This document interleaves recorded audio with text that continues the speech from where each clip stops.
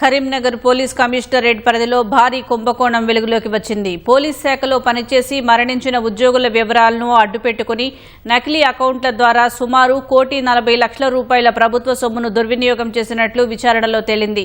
ఈ అక్రమాలకు సంబంధించి ACP task force Vasala Satish ఇచ్చిన ఫిర్యాదు మేరకు కరీంనగర్ 1 టౌన్ పోలీస్ స్టేషన్లో కేసు నమోదైంది.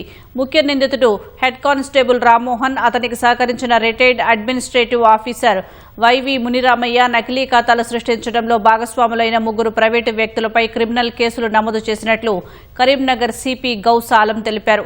ప్రభుత్వ ఖజానాకు నష్టం చేకూర్చినా, విధి నిర్వహణలో అవకతవకలకు పాల్పడినా శాఖాపరంగా ఉపేక్షించే ప్రసక్తే లేదని ఆయన స్పష్టం చేశారు.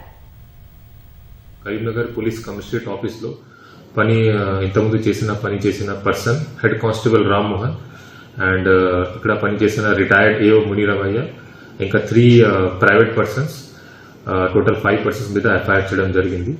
దీంట్లో ముఖ్యంగా వీళ్ళు కన్స్పైర్ చేసి 3 deceased police constable employee ID use చేసుకుని వాళ్ళకి రెగ్యులర్ ఎంప్లాయీ లాగా చూపించారు by doing some manipulation in IFMIS portal.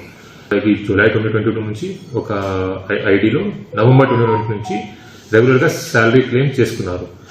Total గా చూస్తే ఒక ఐడిలో 53 lakhs, ఒక ఐడిలో 39.79 lakhs, ఒక ఐడిలో 47.3 lakhs, total 1,40,18,308 rupees worth salary claim చేయడం జరిగింది.